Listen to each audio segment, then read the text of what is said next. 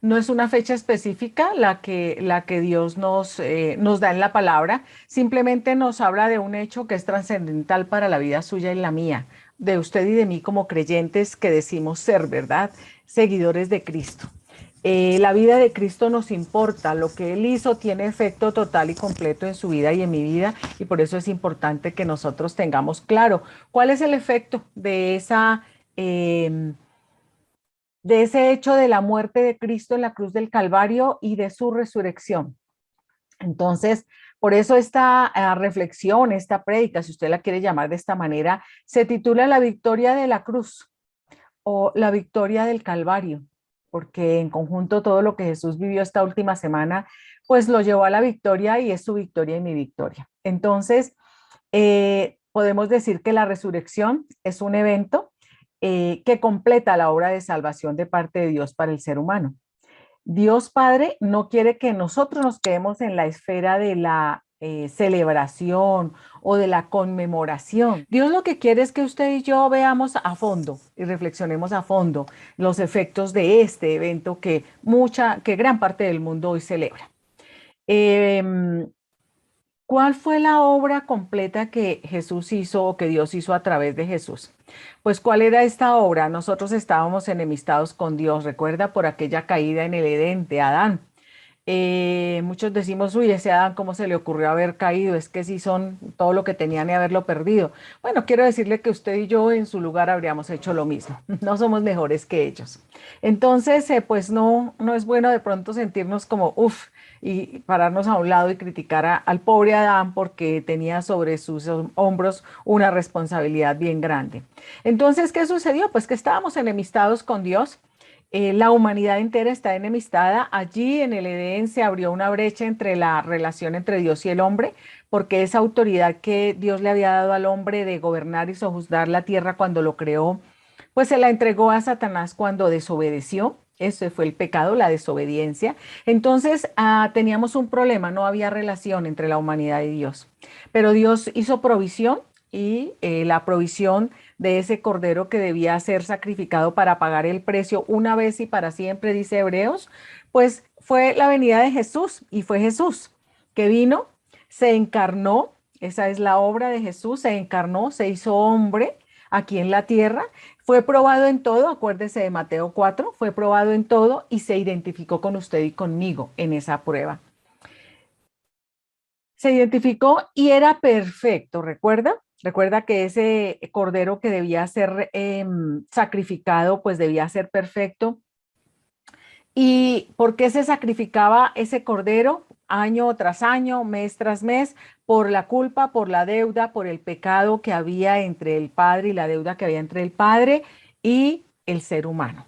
Porque dice Romanos, por cuanto todos pecaron, están destituidos de la gloria de Dios, están separados de la presencia de Dios.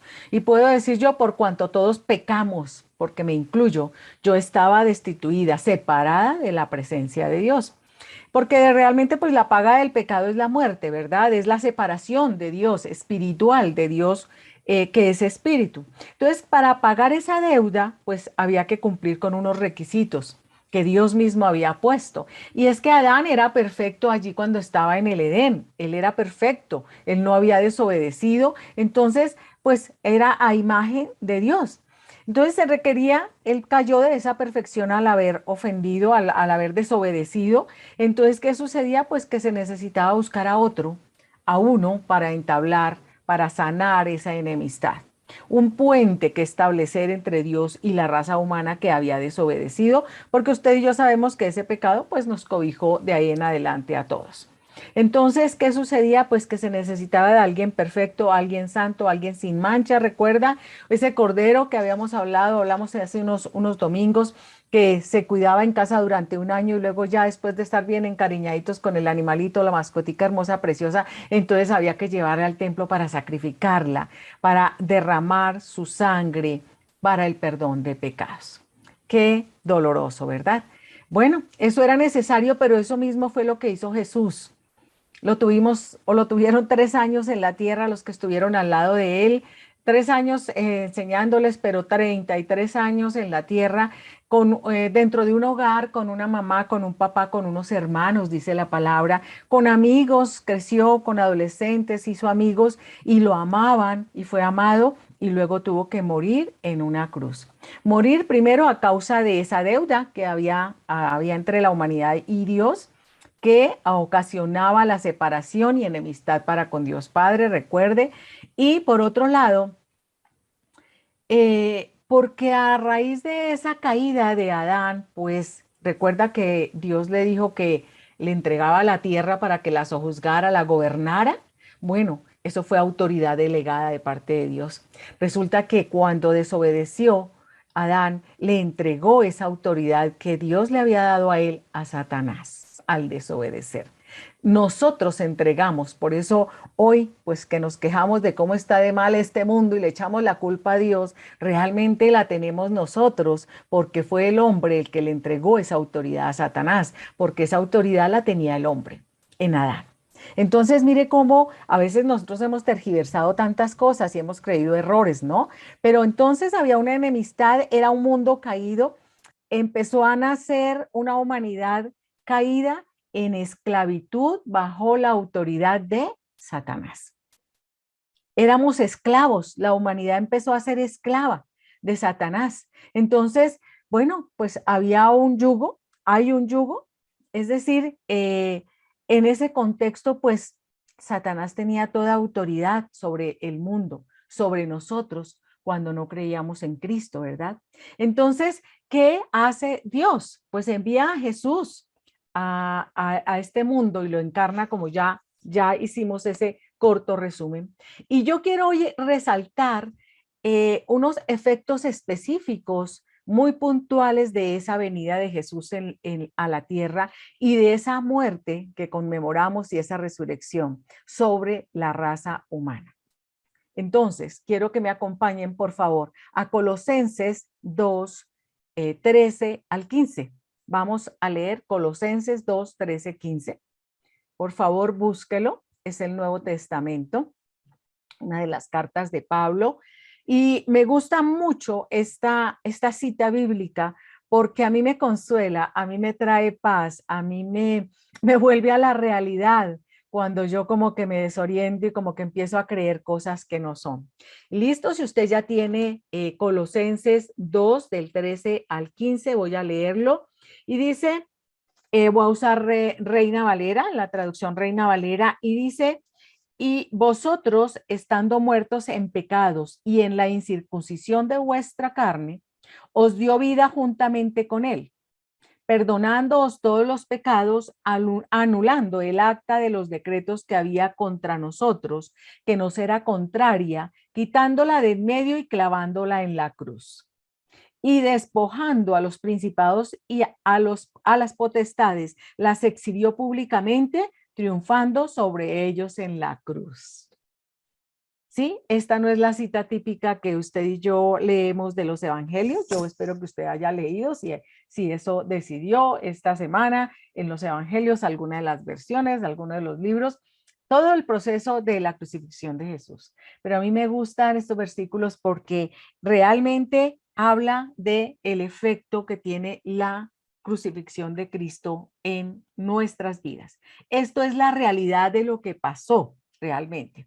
Nosotros estábamos muertos en pecados y en la incircuncisión de nuestra carne, ¿cierto? Allá esa era la condición y es la condición de todo ser humano.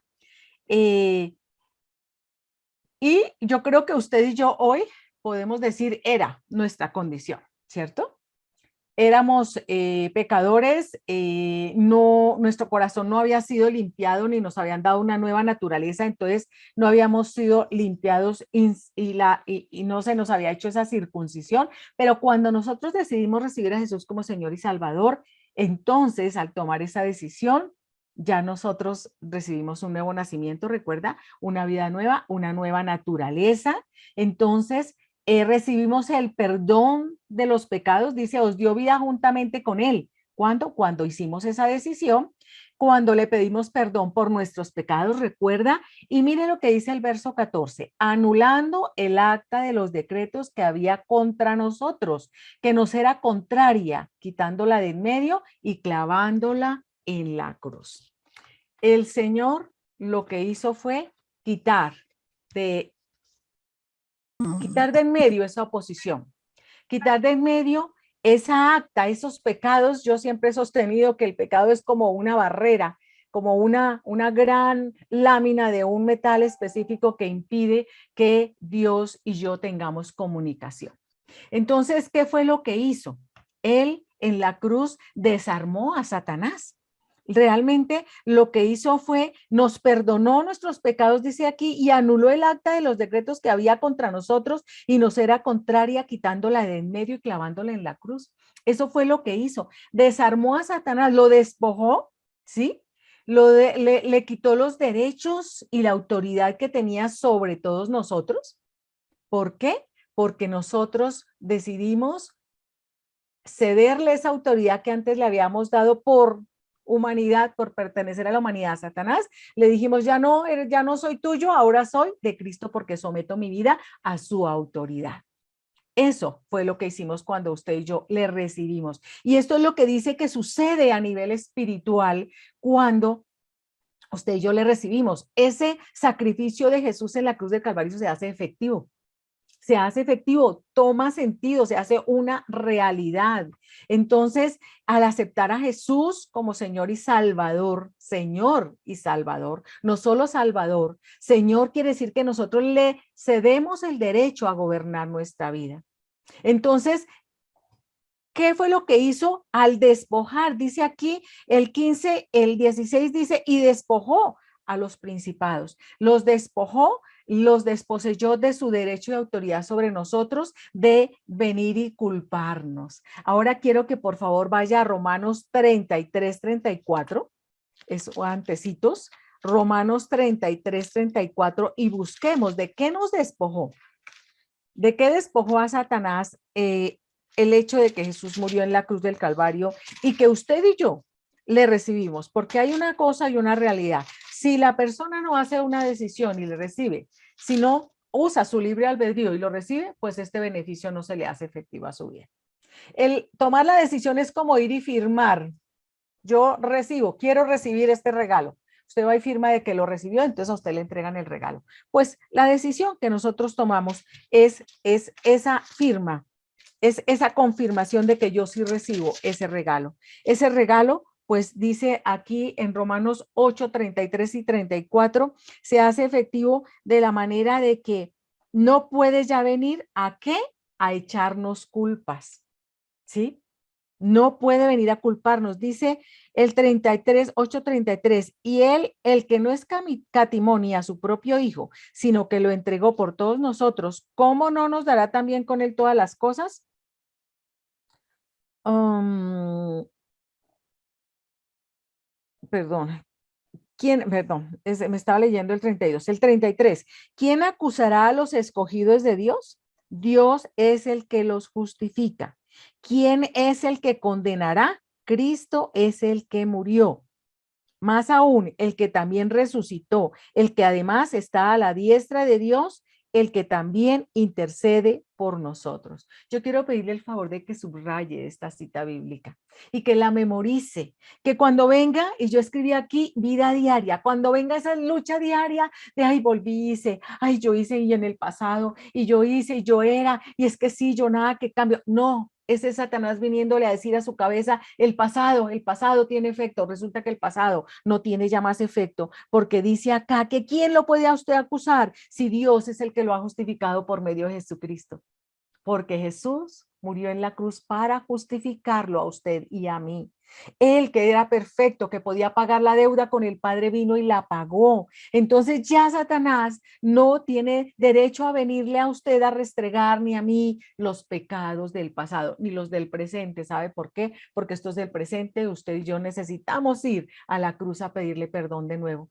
El Señor sabía que podíamos pecar de nuevo, no es que querramos hacerlo, es que nuestra naturaleza pecaminosa pues no, a veces nos gana, ¿verdad? Estamos luchando contra ella y trabajando por el poder del Espíritu Santo contra ella, a controlarla, a doblegarla, pero a veces nos gana.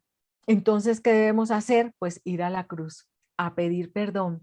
¿Para qué? Para que ese pecado también sea incluido allá en esa acta de decretos que fue clavada en la cruz del Calvario, porque el Señor sabía los pecados que usted y yo íbamos a cometer. Él lo sabe todo. Y no es que cada día vaya y, uy, otro pecado aquí a cuenta de Esperanza, uy, otro pecado a cuenta de fulanito, otro pecado. No, es que el Señor clavó esa acta de toda mi vida porque Él conocía mi vida, porque Él me conocía desde antes de la fundación del mundo.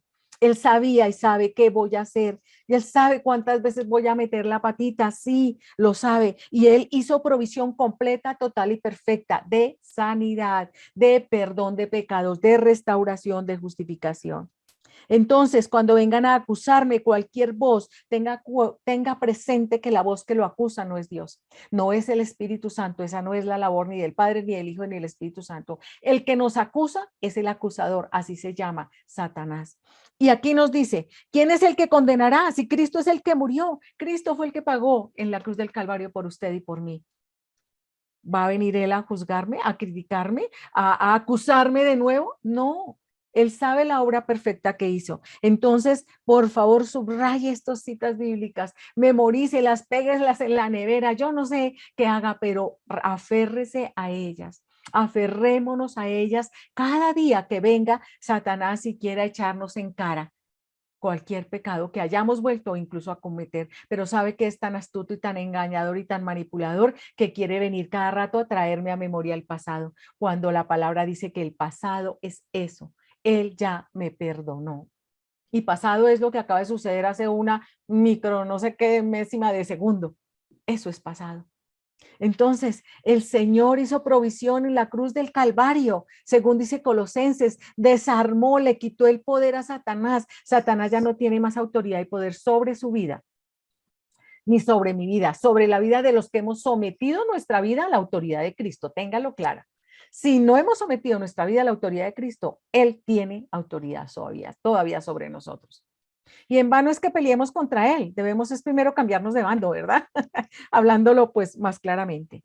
¿Qué más hizo Jesús en la cruz del Calvario? ¿Qué más ocurrió cuando Jesús era crucificado, cuando las huestes de maldad se solazaban y se gozaban en la muerte de Cristo, en la crucifixión de Cristo, en cada clavo que era enterrado en sus pies y en sus manos, en cada espina que se clavaba en su cabecita?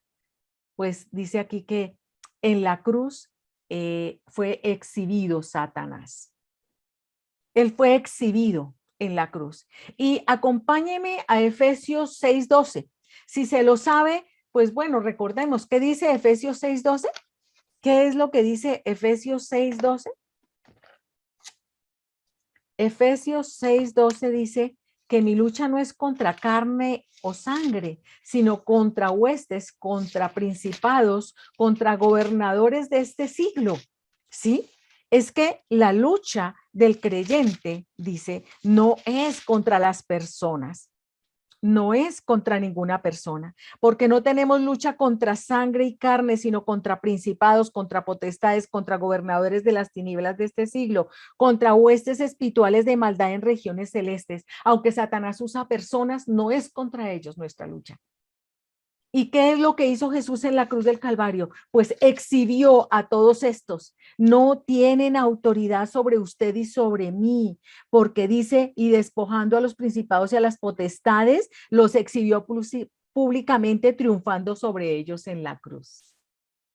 Entonces imagínese y recree usted esa imagen de en las regiones celestes las huestes del bien y del mal luchando y el mal solazándose y feliz porque había ganado la batalla, porque había crucificado a Jesús en la cruz del Calvario y porque Jesús había muerto.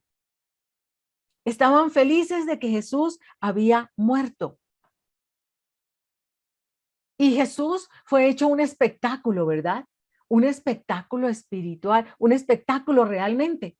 Pero ¿qué sucedía? Que luego en la esfera espiritual, lo que sucede y lo que pasa realmente. Por eso es que usted y yo necesitamos agudizar ese sentido espiritual, ese discernimiento espiritual por medio del Espíritu Santo y ver más allá de nuestra naricita y de este mundo natural. Lo que estaba ocurriendo a nivel espiritual era una batalla sin precedente, una batalla en la que Jesús estaba exhibiendo a Satanás tal como era, no como ángel de luz, no como se viste muchas veces como una mujer bonita, una mujer o un hombre todo guapo, muy fortacho, muy musculoso, o como dinero, o como un carro, o como tantas cosas que nos desvían, ¿verdad? Y nos hacen creer que eso es el éxito y eso es lo bueno, sino que Jesús exhibió ese mundo angélico, ese mundo demoníaco, al mismo mundo espiritual, a sus mismos espíritus inmundos, pero también a los ángeles que son espirituales. Todos aquellos estaban viendo cuál feo y cuál horroroso y cuál derrotado estaba Satanás en la cruz del Calvario. Cuando ellos pensaban que en la cruz estaba Jesús, pues resulta ser que cuando se dieron cuenta, cuando ya el furor de la batalla bajó, alguien lo describe como cuando ya el polvo y las tinieblas y las nubes de polvo que se levantaron en la batalla se apaciguaron, se dieron cuenta y encontraron no solo una cruz vacía, sino una tumba vacía, porque Jesús había resucitado. Ya cuando vino la calma después de la batalla, encontraron a un Jesús resucitado. ¿Por qué? Dice la palabra que por el poder del Padre que da vida a Cristo Jesús. Ese mismo poder que tiene ese poder para dar vida a usted y a mí como sus hijos. Leía yo algo muy interesante y que es lógico. Ni la ley de la gravedad ni los poderes demoníacos pudieron detener a Jesús en la tierra. No pudieron detener a Jesús, no tuvieron poder sobre Jesús. Jesús está sentado a la diestra del Padre. Jesús, ¿qué más hizo? Nos redimió. Nos redimió, dice la palabra. Acompáñeme de nuevo a Efesios. Efesios 1, en este caso, ya no 6. Efesios 1. Y es una cita que de pronto nosotros pasamos a veces como muy rápido.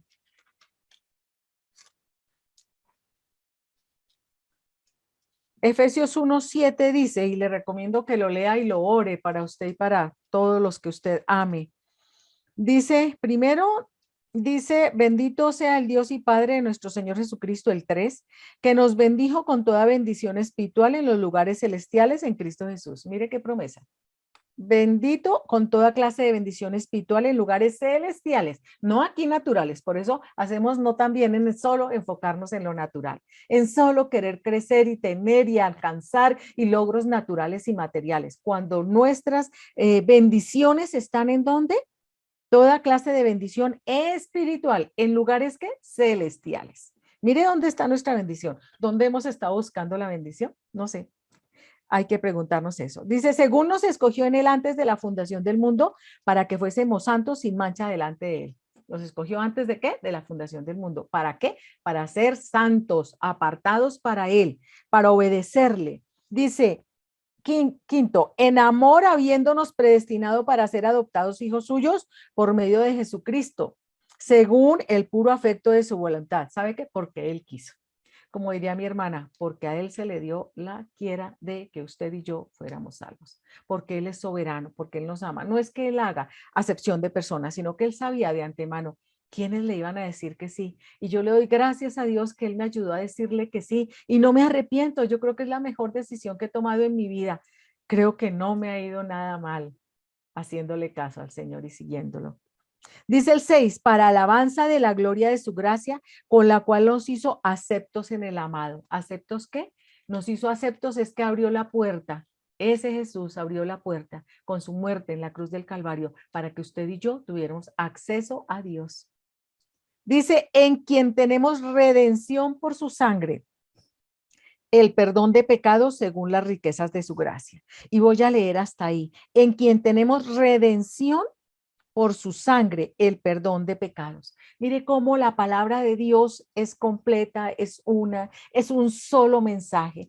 El hombre necesitaba ser redimido y Dios a través de Jesús hizo provisión de redención. Ahora, ustedes saben que a mí me encanta ir a las citas, las definiciones de las palabras. Y por un lado, Jesús nos justificó. ¿Qué significa justificar? Esto es un término jurídico, tiene una implicación jurídica, o sea, legal de abogados, y significa absolver o declarar justo y proporcionar sentencia favorable en un juicio. ¿Qué hizo Jesús en la cruz del Calvario cuando usted y yo venimos y le decimos, perdónanos, Señor? Dice que nos quita la culpa y la pena del pecado, ¿sí? Al mismo tiempo que nos hace justos. ¿Por medio de qué? El sacrificio de Jesús en la cruz del Calvario, el sacrificio expiatorio. Él fue el que fue y pagó. Por eso tiene el poder de perdonarnos. Por eso vamos a la cruz. Usted nos oye que decimos, es que hay que ir a la cruz. ¿A qué? No echarnos una bendición con todo respeto, no solo arrodillarnos, a pedir perdón con un corazón contrito y humillado. Entonces somos justificados porque Él pagó el precio de la deuda que teníamos con Dios. Y cuando le recibimos, recuerde que hacemos, decimos que sí, que estamos de acuerdo con que Él pagó esa deuda.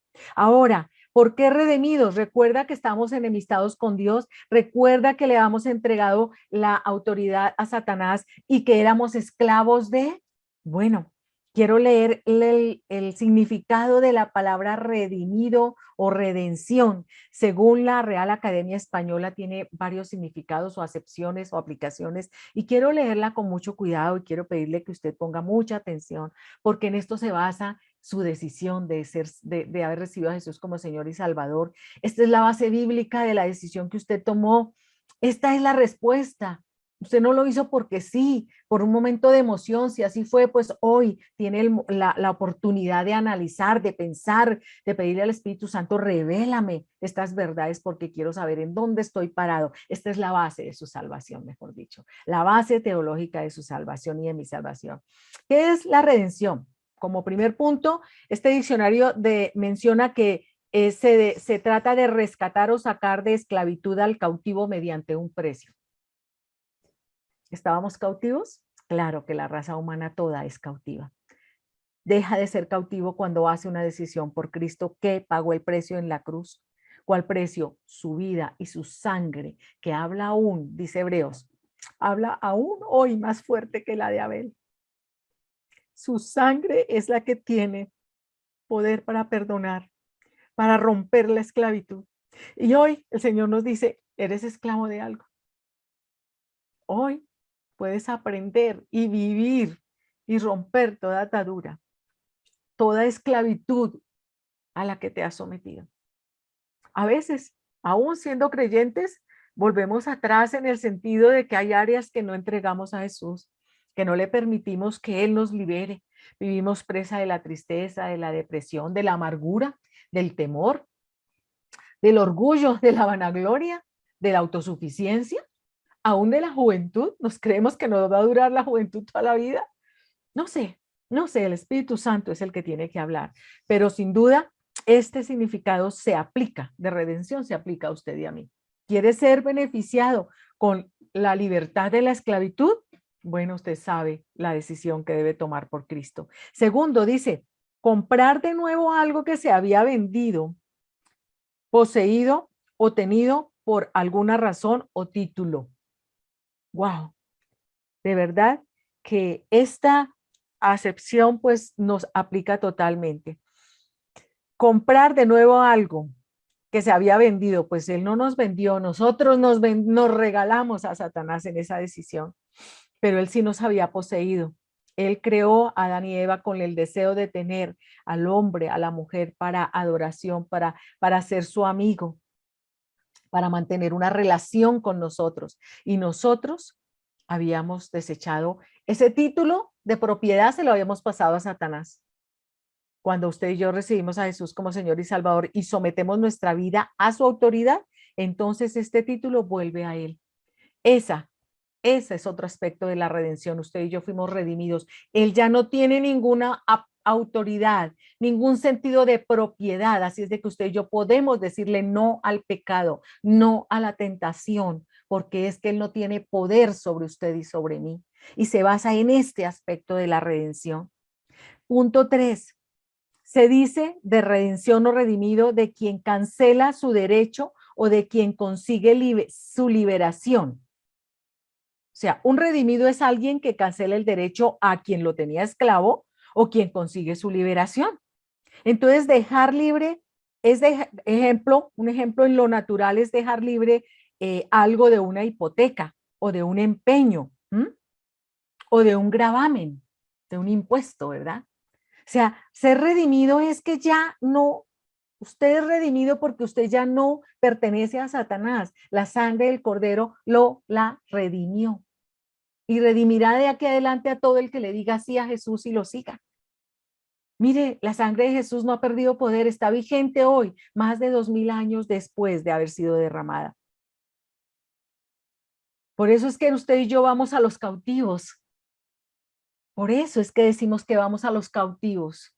Y no nos solazamos ni nos sentimos superiores a ellos, sino iguales a ellos, porque estuvimos en la misma condición una vez. Cuarto, es librar de una obligación o extinguir esa obligación. Redimir es librar de una obligación o extinguir esa obligación. Esa obligación con Satanás está extinta, anulada. Recuerde, el Colosenses dice que el acta de los decretos que pesaban sobre usted y sobre mí fue anulado. Anulado es que ya no existe, no tiene poder. Usted y yo necesitamos recordar esto cuando tengamos la tentación de hacer lo que no es, lo que no le agrada al Señor. Y yo sé, usted ya no matamos, robamos, no desfalcamos, pero hay tantas otras pequeñas cosas, esas pequeñas zorras a las que debemos ponerle atención en nuestra vida para alcanzar esa integridad, ¿verdad? Que estamos trabajando en ella. Punto 5 dice, es poner término a algún vejamen, dolor, penuria u otra adversidad o molestia. ¿Hay alguien que necesita poner término a alguna penuria, algún vejamen, algún abuso? ¿Será que las personas abusadas, discriminadas, necesitan venir a Jesús para ser redimidas? Porque es que primero se necesita ser redimido espiritualmente para luego ser reivindicado en lo natural. Miren, hablando del racismo por la causa que sea, porque es que no se necesita ser negro para ser discriminado, pues pertenecer a la raza negra, afroamericana, afrodescendiente, como la quieran llamar, con todo mi respeto y mi cariño. Es que podemos ser discriminados aún por ser hasta creyentes, ¿verdad? Pero para poder que esa discriminación en lo natural no tenga efecto en su vida o en mi vida, necesitamos primero venir a ser redimidos espiritualmente, ser liberados esa penuria y ese dolor y ese vejamen que es el abuso que otros ejercen, porque tienen autoridad, porque Satanás gobierna este mundo. Llegará el momento en que no, por eso esperamos su segunda venida, viene por segunda vez a liberarnos de todo esto, pero necesitamos nacer de nuevo en lo espiritual, lo dice Juan 3:16. Necesitamos vida y vida en abundancia, como lo dice también Juan. Entonces, realmente lo que dice Colosenses es que usted y yo hemos sido liberados, hemos sido redimidos, hemos sido restaurados a nuestra posición inicial. El título de propiedad suyo y mío, de su vida y de mi vida, la tiene Jesús. Es como si estuviéramos en el Edén, vamos para el cielo, para la vida eterna, y esa vida es la que debemos anhelar, añorar y trabajar para que otros alcancen esa vida. Necesitamos cultivar nuestra vida espiritual, cultivar nuestra vida natural de tal manera que entendemos que esta vida natural no es la definitiva. Por eso muchas veces la muerte, aunque nos duele la separación, no tiene el efecto que tiene en las personas sin esperanza y que no han nacido de nuevo, porque realmente nuestra vida no es esta aquí. Nuestra vida no es esta, nuestra casa no es esta. Esta es una casa temporal, es una estadía temporal. Entonces, hay victoria en la cruz. La sangre del Cordero limpió nuestro pecado y dejó impotente a Satanás. Satanás no tiene autoridad a no ser que usted y yo se la demos, a no ser que usted y yo le cedamos esa autoridad. Y quiero revisar solamente una última cita que está en Efesios 4:27. Efesios 4:27. Acompáñenme ahí a Efesios 4:27. Y es que el Señor nos liberó y pues la manera de ser libres, ya vimos, es recibir a Jesús como Señor y Salvador y ser salvo, ¿verdad?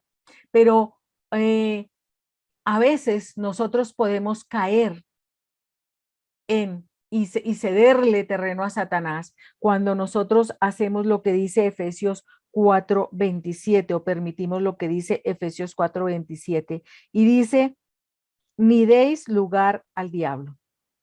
Y voy a ir desde el 25 para que esto tenga más sentido. Por lo cual, desechando la mentira, hablad verdad cada uno con su prójimo, porque somos miembros los unos de los otros. Airaos, pero no pequéis, no se ponga el sol sobre vuestro enojo, ni deis lugar al diablo. El que hurtaba no hurte más, sino trabaje, haciendo con sus manos lo que es bueno para que tenga que compartir con el que padece necesidad. Ninguna palabra corrompida salga de vuestra boca, sino la que sea buena para la necesaria edificación a fin de dar gracia a los oyentes. Y no contristéis al Espíritu Santo de Dios, con el cual fuiste sellados para el día de la redención. Quítense de vosotros toda amargura, enojo, ira, gritería, maledicencia y toda malicia. Antes sed benignos unos con otros, misericordiosos, perdonándoos unos a otros, como Dios también os perdonó a vosotros en Cristo. Toda malicia, ese pensar mal de otros, eso que lo primero que se nos ocurre es el mal pensamiento, lo digo por mí, ¿verdad? ¡Wow! ¿Por qué? Porque esa es una manera, si no corregimos todo esto y lo demás que dicen otras listas en la palabra, otras recomendaciones en la palabra, pues estamos dando lugar al diablo y le estamos cediendo autoridad de nuevo a él. Y esa es la única manera que Satanás puede atacar nuestra vida, si se le da de nuevo derecho de hacerlo. Y la única manera de tener derecho es cuando usted y yo caemos en pecado. No cuando pecamos y de una nos vamos y nos arrepentimos, sino cuando queremos persistir en ese pecado. ¿Qué puerta tenemos abierta? A veces son hábitos, son costumbres, formas de pensar. Por eso veíamos hace 8 días tan importante cambiar, permitir que la palabra cambie mi forma de pensar. Porque mire, yo puedo pensar maliciosamente, ¿sí? Yo puedo pensar que no tengo que perdonar porque como ya llevo 44 años en el Señor, 42 años en el Señor, eso me exenta y yo puedo guardarle rencor a alguien, que yo soy el pastor y yo llevo tantos años en el Señor, yo me sé la Biblia y entonces yo puedo, ¿cierto? No, no. Yo puedo pensar que yo puedo gritar al que quiera, porque sí, se me olvida que esto también aplica para mí y le estoy dando lugar al diablo en cómo trato a los demás. Yo puedo pensar que entonces yo puedo guardar amargura y enojo contra alguien, aunque tenga la razón para hacerlo. El Señor me dice que no importa si tengo la razón, tengo es que perdonar, ir a la cruz y llorar hasta perdonar, hasta lograr perdonar. ¿Por qué? Porque Él me perdonó a mí, porque yo realmente no quiero abrirle ninguna rendija a Satanás para que pueda venir a molestarme la vida. Yo no quiero cederle de nuevo derechos a Satanás en mi vida. Y dice acá que una manera de cederle derechos y de contristar el Espíritu Santo, ¿qué es contristarlo? Es allá arrumarlo en el cuarto de San Alejo en nuestra vida y no permitirle que Él opere en mi vida y en su vida, que Él trabaje. ¿Se acuerda que Él trabaja a través de usted y de mí? Pues nosotros no le permitimos que lo haga cuando nosotros hacemos cosas que lo contristan, que le quitan el poder. Él no puede expresarse con el pecado en nuestras vidas. Mire qué tan clara es la palabra, ¿verdad? Entonces, ¿qué más sucedió en la cruz del Calvario? Que la sangre del Cordero limpió mi pecado y dejó impotente a Satanás, que cada cristiano fue hecho libre. Recuerde la sangre del Cordero, la verdad nos hará libres, ¿sí? Que hay victoria en Jesús todos los días, porque este sacrificio es vigente hoy y todos los días, no solo el domingo, no solo cuando usted y yo vamos y leemos. Esto es una realidad espiritual y usted y yo necesitamos aprender que el mundo espiritual es el que gobierna el natural. Es el mundo espiritual. Ese mundo espiritual es una realidad y lo gobierna en la medida en que usted y yo lo permitimos. Debemos entender que hay victoria en Jesús todos los días. Su vida es victoriosa por ese sacrificio en la cruz del Calvario. ¿Qué debemos hacer también y recordar? Que cuando Satanás venga, sencillamente debemos recordarle a nuestro Salvador y decirle, ¿sabes qué? Ve y habla con Jesús. Mi dueño es Jesús. Como cuando alguien quiere venirse a meter a la casa, ¿cierto? Usted le dice, esta casa, esto es propiedad privada. Esta es de Eduardo Escobar y Ana Judy Prieto Escobar. Aquí no entra nadie que ellos no digan que puede entrar, ¿cierto? Autoridad, pertenencia, título de propiedad. Entonces eso es lo que usted y yo necesitamos decirle a Satanás y no entrar en mucha profundidad en charlas con él tampoco. Si nos culpa, ¿qué debemos hacer? Pues acordarnos nosotros primero que ya fuimos perdonados y decirle, mire, vaya a la cruz del Calvario y vea que allá está el acta de mis decretos, de los decretos que pesaba contra mí. Si desea tentarnos, pues ¿qué decimos? Pues dejamos que la palabra del Señor y sus promesas sean las que vengan y alimenten mi vida y derriben toda mentira que Él quiera traer, convencerme a mí en mi cabecita, en mis pensamientos. Pero para ello, recuerden, necesitamos haber leído la palabra, necesitamos haber reflexionado en ella, haber intentado al menos memorizarla. No hay manera de que esta palabra tenga un efecto si nosotros solamente nos contentamos con hoy domingo. No sirve. Si quiere atacarnos, nosotros declaramos que no tiene autoridad sobre nosotros porque somos propiedad de Dios. ¿De quién eres propiedad? ¿De quién eres propiedad? Bueno, de Jesús. Él fue el que pagó el precio que había que pagar por redimirnos, por comprarnos de nuevo y por, recuerde, restituirnos y darnos toda clase de bendición espiritual en las regiones celestes. Amado Dios, te damos gracias por este día, gracias por tu amor, por tu misericordia. Te alabamos y te bendecimos, Señor, gracias por esta palabra que es vida, que es verdad. Te rogamos que nos ayudes, Espíritu Santo, a cada día venir y recordarla cuando viene el ataque en nuestra mente, venir y recordarla cuando tenemos la tentación de reaccionar o de decidir erróneamente, Señor, ofendiéndote a ti o abriendo una puerta a Satanás en nuestras vidas.